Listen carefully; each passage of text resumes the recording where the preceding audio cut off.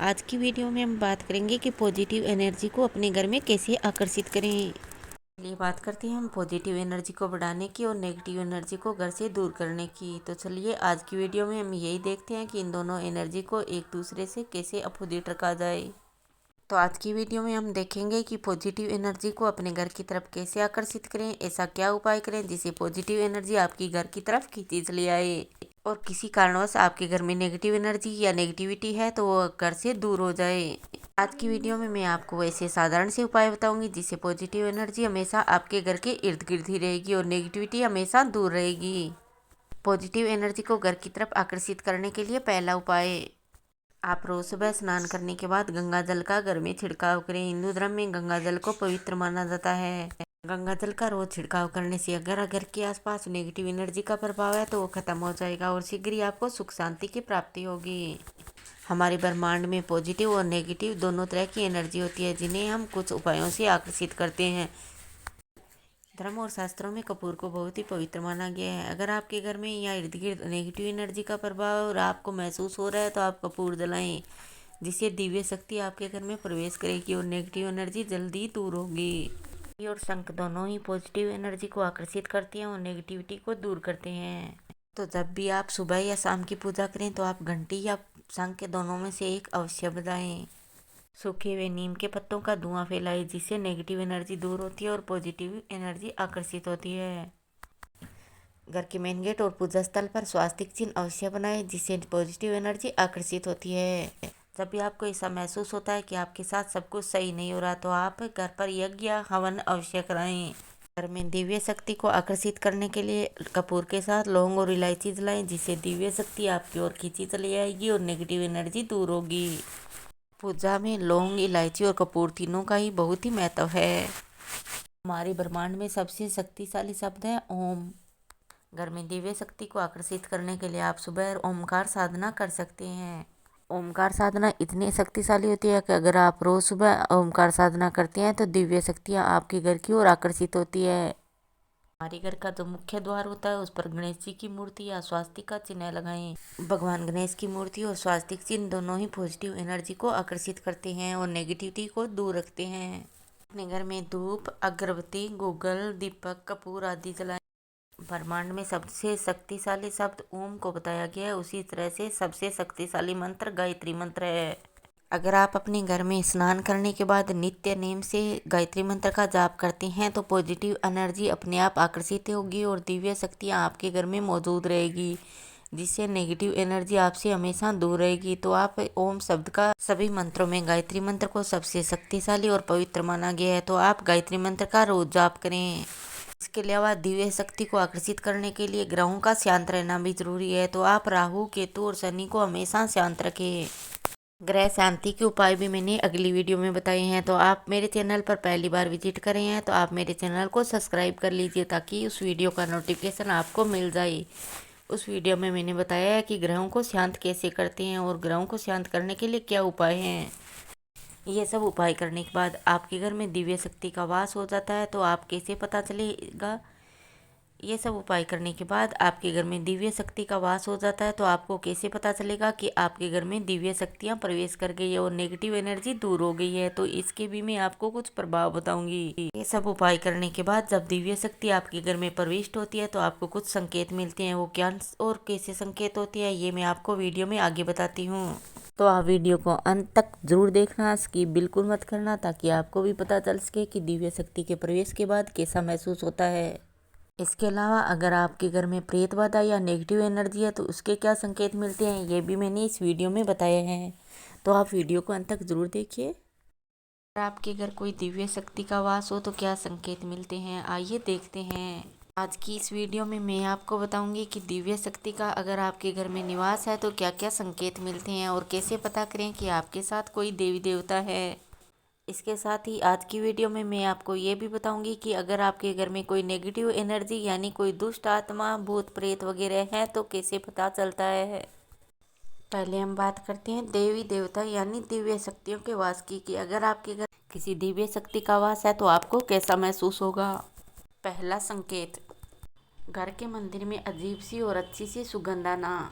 दूसरा संकेत, अगर लगातार 3 दिन तक घर से निकलते समय आपको मोर दिखाई देता है तो समझ लीजिए कि आपके घर हमेशा देवी देवताओं का वास होता है। दिव्य शक्ति के निवास का तीसरा संकेत। अगर आपको सपने में मंदिर या भगवान की मूर्ति दिखाई देती है तो इसका मतलब है कि आपके साथ कोई दिव्य शक्ति है, यानी आपके घर भगवान का वास है। ईश्वरीय वास का चौथा संकेत।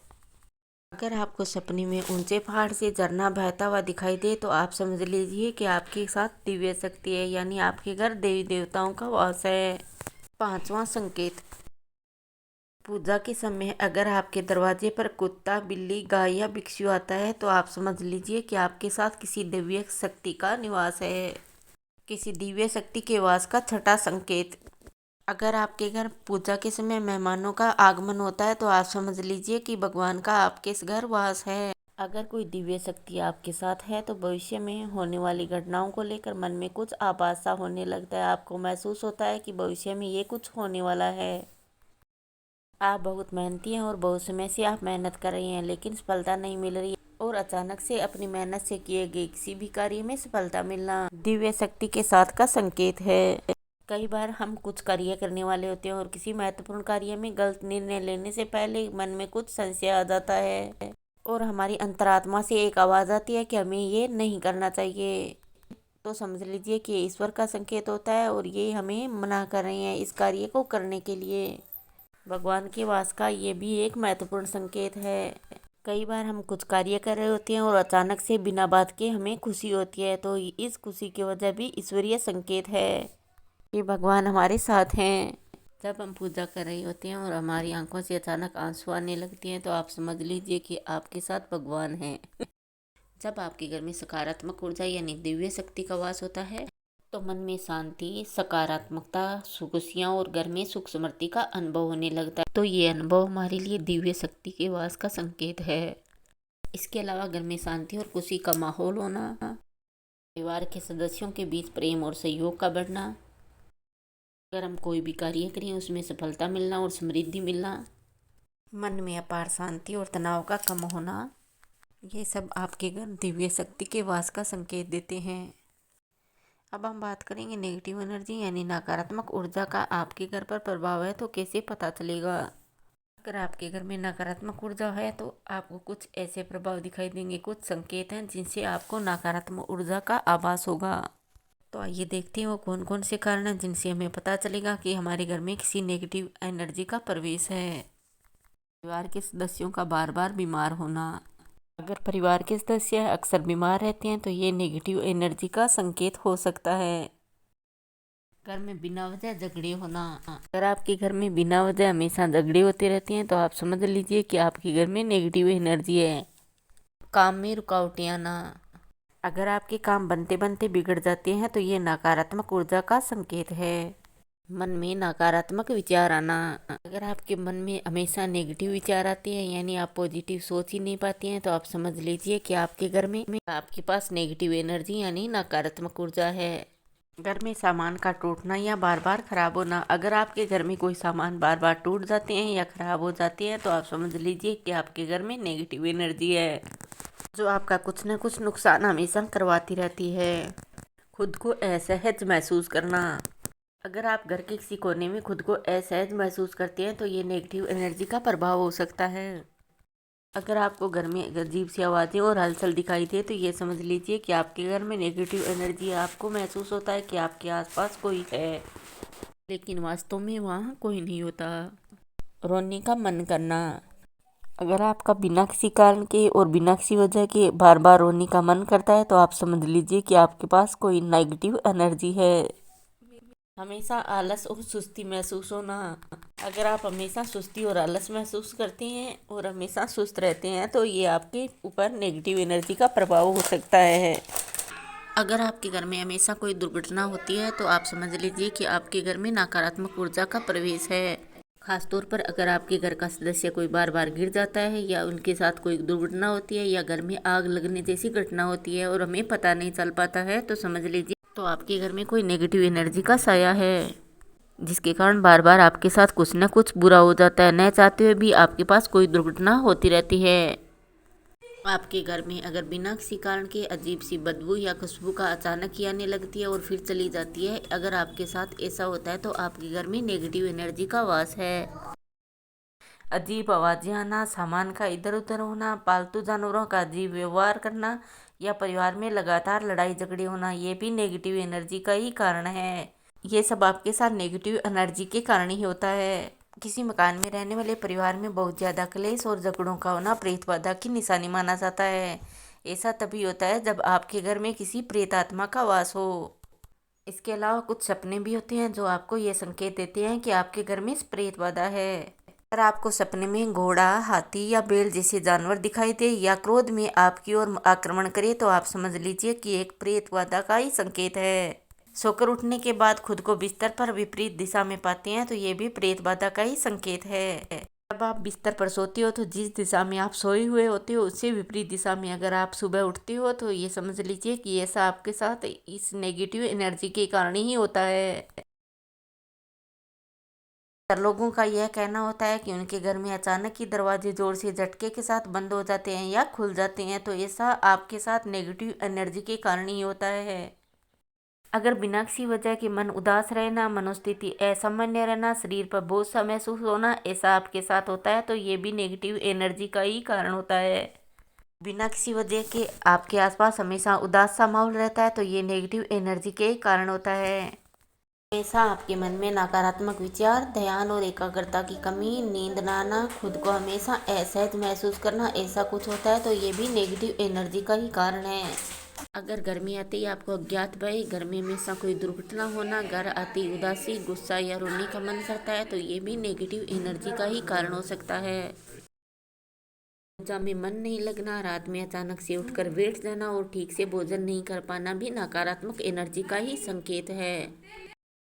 बिना किसी बात के बेवजह ऐसी बात पर परेशान होना या डिप्रेशन की स्थिति में आना, भावनाओं को व्यक्त करने में असमर्थ, बात करने में कठिनाई, सामाजिक स्थितियों और रिश्तों से दूर रहना, अगर आप कटे कटे रहते हो और किसी से मिलजोल नहीं रख पाते तो ये भी नेगेटिव एनर्जी का ही कारण है। अगर आप बिना किसी कारण के पागलों जैसी हरकतें करते हैं और बिना वजह ही बड़बड़ाते हैं तो ये भी आपके घर में नेगेटिव एनर्जी का ही कारण हो सकता है। अगर आपके घर में बिना किसी कारण छिपकली, कबूतर, तोते जैसे जीवों की मृत्यु होती है और अचानक से मरना शुरू हो जाती हैं तो ये भी नेगेटिव एनर्जी का ही कारण है।